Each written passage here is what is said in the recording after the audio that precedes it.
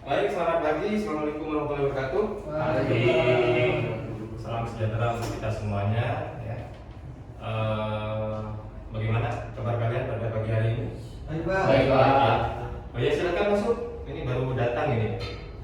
Pak Daniel, kenapa kemarin nggak masuk kan ini? Saya flu, Pak. Oh, flu. Sekarang sudah sehat ya? Dan saya Ya, selamat datang. Silakan masuk, Pak. Ya. Silakan masuk. Ini kuliah kita ini jam 8.40 ya. Iya. Ini kita masih nunggu beberapa teman kalian yang mungkin masih online. Tolong di grup disampaikan ya teman-temannya suruh cepat masuk semuanya. Ya Pak. Ya. Baik, jadi kemarin ini flashback ya, kita kan sudah belajar tentang penelitian korelasi gitu ya, hubungan dua variabel atau lebih gitu ya. Penelitian korelasi itu apa definisinya? Ada yang tahu? Korelasi yang Untuk melihat ya, untuk melihat hubungan antara variabel X dengan variabel Y. Ya, mereka ini yang melihat, yang berupaya untuk melihat ada tidaknya korelasi atau hubungan antara dua variabel atau lebih. Oke, selain untuk mengetahui ada tidaknya hubungan, apa lagi? Arah hubungan. Oke, arah hubungan. Ada hubungan, arah, lalu apa lagi? Apa lagi? Sumbangan efektif. Hah? Apa itu? Nama lainnya apa? Efek size. Ada hubungan, arah hubungan, apa lagi? Besar hubungan. Besar hubungan, Gitu ya. ya. Oke, besar hubungan. Atau kalau dalam penelitian yang menggunakan regresi itu adalah besar pengaruh gitu ya. Jadi kita bisa mengatakan seperti itu. Nah, oke. Jadi kemarin kita sudah belajar penelitian korelasi ya. Misalnya saya punya penelitian dengan judul gitu ya, hubungan antara dukungan sosial ya, lalu apalagi percayaan diri misalnya ya, percayaan diri dengan motivasi misalnya ya. Ini ada berapa variabel ini? Tiga ya. Variabel apa saja? dukungan sosial, kepercayaan diri, sama motivasi. Dukungan sosial sebagai variabel apa? X X berapa? X1. Pinter berarti ya. Kayaknya sudah paham semua ini. Kepercayaan diri? X2. Motivasi? Y. Nama lain dari variabel X itu apa? Independen. Tidak terikat. Iya, bebas. Bebas. Kayak jomblo gitu kan bebas kan? Oh, iya. Kalau variabel dependen? Y. Terikat. Definisinya apa sebenarnya variabel bebas itu? Nil. Ini Mempengaruhi. variabel yang Mempengaruhi. ya gitu, variabel yang mempengaruhi. Kalau Apa nih, Pak? mempengaruhi, kalau variabel terikat Dipengaruhi. atau bahasa sederhananya itu variabel yang dikenakan arah panah itu aja. Ya. Oh gitu ya. Jadi kita bisa gambar misalnya ya, kalau penelitian regresi itu seperti ini ya. Nah, pasti kalian sudah paham karena kemarin sudah dibahas ya, ini terus lihat aja. Jadi kalau seperti ini ada berapa rumusan masalah? Tiga. Ada berapa hipotesis? Tiga. Oke, sudah. Berarti kalian sudah pintar ya. Baik, kalau begitu kita lanjutkan ke materi yang akan kita bahas pada siang hari ini ya. Materi kita adalah variabel mediasi ya. Kita berkenalan dengan variabel mediasi dan pengujian mediasi. Jadi kalau kemarin ya, kita itu belajar tentang hubungan langsung variabel prediktor dengan variabel dependen ya, atau variabel X dengan variabel Y. Nah sekarang bagaimana kalau misalnya di antara variabel itu ada variabel intervening atau variabel mediasi ya, atau variabel yang memperantarai begitu ya. Nah sebelumnya saya mau jelaskan dulu ya tujuan pembelajarannya. Jadi yang diharapkan dari materi yang disampaikan pada siang hari ini adalah mahasiswa nanti mampu menjelaskan definisi, fungsi, tujuan variabel mediasi itu apa, ya. Nanti mahasiswa mampu menjelaskan perumusan masalah, tujuan dan hipotesis ketika model regresi kita menggunakan variabel mediasi. Gitu ya.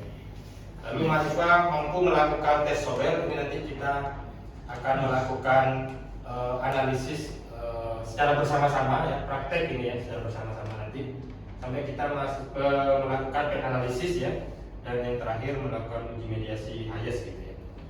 Nah, kira-kira kalian sudah tahu belum variabel mediasi itu apa?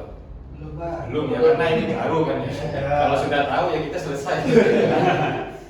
Oke ya, definisinya ini ya, bisa dibaca sendiri kan, jelas itu. Variabel mediasi atau variabel intervening merupakan variabel penyela atau antara gitu, yang terletak di antara variabel independen dan dependen.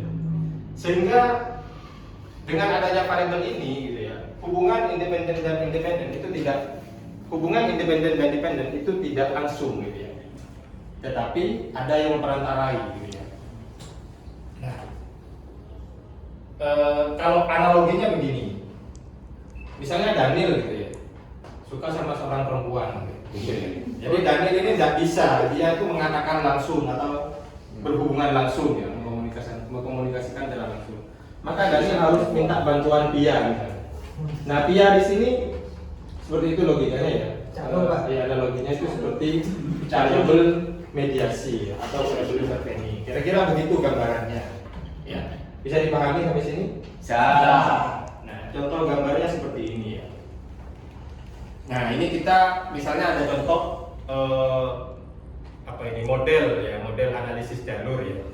Hubungan dukungan sosial dengan resiliensi melalui efikasi diri sebagai mediasi atau mediator gitu ya. Nah, kalau seperti ini ya, kita melihat bahwa hubungan dukungan sosial ke resiliensi ini hubungan dua variabel ini tidak bisa langsung, bukan tidak bisa langsung, tetapi filosofinya begini: ketika dukungan sosial langsung berhubungan dengan resiliensi, ini besar hubungannya, ini lebih kecil, ya, daripada dukungan sosial harus melalui efikasi diri kepada resiliensi, begitu ya. Jadi dalam analisis mediator itu, hubungan variabel independen ya, ini juga bisa memprediksi dependen, namanya hubungan langsung ya. Ya, ketika dukungan sosial berhubungan dengan resiliensi, ini namanya hubungan direct, hubungan langsung ya. Ya. Tetapi diharapkan hubungan direct ini, hubungan langsung ini, itu porsinya lebih kecil dibandingkan melalui mediator. Kira-kira kenapa seperti itu? Ya, ada yang bisa jawab. Jadi ketika dukungan sosial ya melalui efikasi diri, ini diharapkan lebih besar daripada dukungan sosial ketika langsung dengan resiliensi. Kira-kira kenapa? Karena ada mediasinya, Pak. Iya, kenapa? Iya. Logikanya adalah kalau individu itu mendapatkan dukungan sosial dan dukungan yang didapatkan itu meningkatkan, misalnya dia dapat dukungan sosial yang tinggi gitu ya Pak, maka dia akan secara otomatis mendapatkan efikasi diri yang tinggi juga. Baru langsung dengan efikasi diri yang tinggi itu dia bisa resilient. Iya. Kenapa kok tidak dukungan sosial langsung ke resiliensi? Kenapa harus lebih kecil ketika dukungan sosial langsung ke resiliensi? Karena hubungannya mediasi. Gimana? Ayo. Nah, kalau jadi begini jawaban sederhananya. Kalau dukungan sosial langsung ke resiliensi ini lebih besar daripada melalui efikasi diri, ya ngapain ada variabel efikasi diri kan begitu? Ya. Jadi yang iya kan? Iya. Iya kan? Jadi ngapain kita pakai variabel efikasi diri? Kalau hubungan dukungan sosial ke resiliensi jauh lebih besar daripada melalui efikasi diri. Kan begitu? Paham? Iya. Maka ketika dikatakan variabel efikasi diri itu signifikan adalah ketika variabel variabel independen ke dependen ya melalui efikasi diri itu dia lebih besar. Itu artinya efikasi diri ini berperan signifikan ya sebagai variabel mediator hubungan X kepada Y. Seperti itu ya. Pak, itu berarti kalau X melalui M nanti Y-nya lebih besar daripada X langsung ke Y. Iya. Iya, yang diharapkan seperti itu. Nah, itu artinya efikasi diri dia signifikan sebagai mediasi. Paham ya? Nah, seperti itu. Jadi analisis mediasi ini ketika gambarnya seperti ini analisis mediasi sederhana gitu ya, atau simple mediation gitu. Nah, kalau seperti ini kira-kira ada berapa rumusan masalah nih? 4. 4 ya. 4. Coba Ini apa saja? Coba apa saja? Efikasi 1, efikasi diri mampu memediasi hubungan antara dukungan sosial dengan Iya, resistensi. 1. Dukungan sosial memiliki hubungan dengan efikasi diri. Iya. Efikasi diri punya hubungan dengan resistensi, dukungan sosial punya hubungan dengan resistensi. Oke, ya, terima kasih. Itu benar sekali ya. Berarti hipotesisnya juga ada 4. Ada 4. Ya. Oke, seperti itu ya. Jadi pengujian mediasi ini nantinya ya adalah pengujian yang digunakan untuk mengetahui apakah variabel mediasi ini signifikan ya sebagai mediator. Gitu. Ya kalau nggak signifikan ya ngapain? Makanya kita akan belajar tes Sobel. Tes Sobel itu adalah tes yang untuk memastikan efikasi diri ini dia benar-benar signifikan sebagai mediasi. Gitu ya. Kalau misalnya ketika pengujian tes Sobel ditemukan nanti efikasi diri nggak signifikan, ya kita nggak lanjutkan. Ya, Pak. Maka ya saya tanya Pak, kalau itu bisa nggak kalau berbanding terbalik itu Gimana? Tapi tetap disebut mediasi. Berbanding terbalik maksudnya yang lebih besar bukan sosial Jadi kan mediasi. misal X-nya tinggi nanti Y-nya sip Pak. Gini, kita kasih gambaran ini ya. Apa namanya? Nah ini. Nah gambarannya seperti ini. Nah ini nih. Ya, ini kelihatan ya. Di situ kan ada jalur. Kita bicara jalur ya. Ya. Ada jalur C, ada jalur C aksen ya. Ada jalur A, ada jalur B, gitu kan? Ya. Nah di sini jalur C ini diharapkan lebih kecil daripada jalur C aksen. Sorry, jalur A ke B ya, jalur A ke B ini yang melalui mediator ini ya. Nah, seperti yang saya jelaskan tadi ya. Nah, ini diharapkan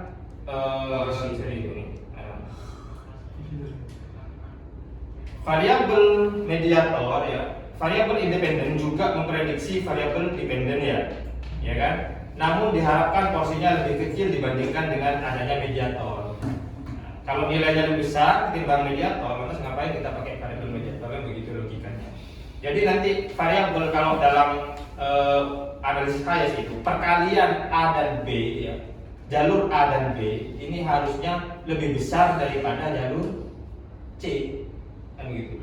Nah, memang nanti analisisnya ketika kita analisis, kita sudah berbicara analisis ya.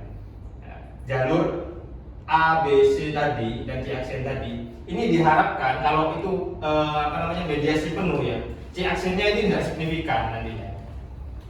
Contohnya begini, nah ini ya. Kita misalnya lakukan uji analisis jalur X ke M, ya, maka dia harus signifikan. M ke Y harus signifikan. X ke Y ini boleh signifikan, boleh tidak. Kalau dia signifikan, ya, berarti itu mediasi sebagian. Karena dia bisa melalui mediator, bisa langsung. Tapi kalau jalur X ke Y tidak signifikan, itu mediasi penuh. Tetapi kalaupun jalur X ke Y ini signifikan, harusnya besar hubungannya lebih kecil daripada X ke Y melalui M. Begitu, ya. Kenapa? Ya kalau lebih besar ya ngapain kita pakai mediator? Kan pentingnya mediator itu agar hubungan X ke Y yang melalui mediator itu jauh lebih besar proporsinya daripada hubungannya langsung. Kira-kira bisa dipahami sampai sini? Atau ada yang masih bingung? Soalnya bingung ya. Seperti itu ya. Pak. Iya. Pak. Saya pernah menemukan bukan mediator Pak, kayak M-nya itu moderator itu kan. Itu tapi garisnya cuma satu gini Pak. Itu berarti apa Pak bedanya Pak? Moderator. Iya. N sama M. Begini, X ke Y. Nah, ya seperti itu Pak. Itu kan berarti kan. Iya, ini moderator. Moderator ini beda ya. Kalau ini kan intervening, dia sebagai perantara ya, perantara X ke Y. Dia memperantarai. kalau moderator ini menguatkan atau melemahkan hubungan X ke Y. Oh, Begitu ya. Misalnya M-nya ini adalah usia. Ya, misalnya M-nya adalah usia. Moderator bisa juga dengan M. Mediator dan moderator ini bisa dilambangkan M atau Z. Misalnya moderatornya usia. Jadi moderator itu menguatkan atau melemahkan hubungan X dengan Y. Biasanya moderator itu cirinya dikotomi. Dikotomi, dua dikotomi ya. Misalnya usia kan ada tua dan muda ya, misalnya begitu ya. Iya. Nah, misalnya ambil contoh sederhana, jumlah latihan gym gitu ya, Daniel sama Rizal ini. Dengan jumlah massa otot ya, dengan jumlah massa otot. Semakin orang latihan, maka jumlah massa ototnya akan semakin naik kan. Iya. Nah, cuman itu dimoderasi oleh usia ketika usianya muda. Ya, ketika usia muda menguatkan hubungan jumlah latihan dengan jumlah massa otot. Iya kan? Masuk akal kan? Tetapi kalau usianya tua, semakin dia latihan, semakin mati. Artinya ya massa ototnya semakin apa ya, katabolik, apa istilahnya ini? Stres otot ya. Ya semakin menyusut begitu ya kira-kira ya. Maka usia tua, ini analogi saja, contoh saja. Usia tua ini melemahkan hubungan jumlah latihan dengan jumlah massa otot. Karena orang semakin tua, dia seharusnya jangan sering latihan, banyak istirahat, banyak makan, kan begitu ya. Ya, Daniel dan Rizal ini yang tahu. Ya, begitu kira-kira ya. Baik, kalau sudah nggak ada pertanyaan, kita cukupkan ya. Dari sini, terima kasih. Kita ketemu lagi untuk materi yang selanjutnya. Sekian, assalamualaikum warahmatullahi wabarakatuh. Waalaikumsalam warahmatullahi wabarakatuh.